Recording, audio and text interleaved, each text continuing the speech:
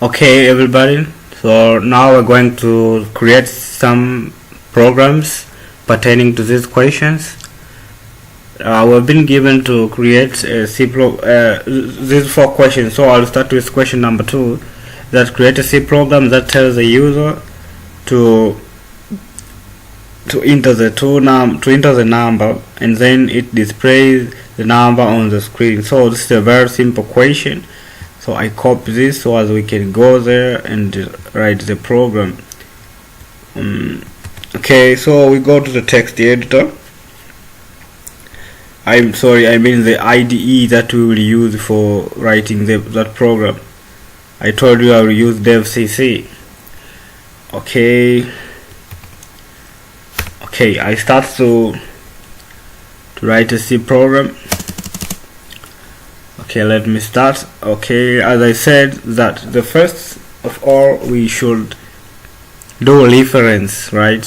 We should create the reference for our program. So as I said, that we say hash refer to the library stdio.h. I said that tunavyoandika hivi tunamaanisha kwamba tunaiambia kompyuta ilifaa kutoka kwenye hii library, kwamba resource ambazo tunazitumia zinatoka kwenye hii library. Umeona? Before I carry on, let me, so something is called comments. This one I didn't say in these tokens, but you have to understand this is called comments. It's usually written in this form. We have this. So comments means the block of code that is not executed by the and say that is not executed, right, by the CPU. Okay, so I paste here that question. So create a C program that tells the user to enter the numbers, and this one display the number on the screen, right? So we start writing this. This is a syntax. So we have told the computer to refer to this library. Then I said we write main, right? So this is the main function. You have to know this syntax. So kitu cha kwanza kabisa kabla hujaanza kuandika program yoyote ile, let me tell you some very important things you have to know. Kwamba natakiwa ujue kuna vitu vya msingi sana, steps za kuandika program. Step ya kwanza kabisa tunasema variable declaration. Ukishafanya variable declaration, nitaelezea, unakuja unafanya kitu kinaitwa variable this is variable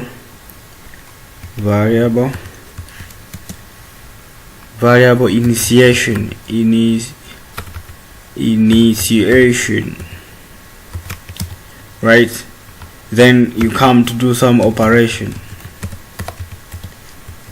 So these are the very, very important things, and then you come to give output. So these are the very important things when you are writing any C program.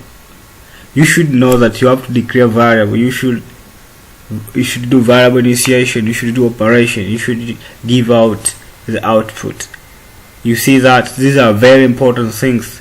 And this one is called comment. This is the symbol for comment, and these are the symbol. So all of these are comments, means they will not be executed. Okay, so as I said, the first thing we have to do is variable declaration. So our question will create a C program that tells the user to enter a number, and it will display that number, right? So what we will be doing here is just we declare a variable. As we have seen, there's a number. Kwa data yetu ambayo tutaitumia ni number. Mostly tutumia tu integer, tuseme namba yetu itakuwa haina decimal. So tutasemaje? Tunaiambia computer sasa, tunaomba computer utengeneze memory space ambayo format yake ni int, uiite a right, then tunafunga. Kwa hapa tumeshaiambia kompyuta itengeneze memory space ambayo ina format ya int, afu jina la hiyo memory itwe A. Kwa hapa tumeshafanya nini? This is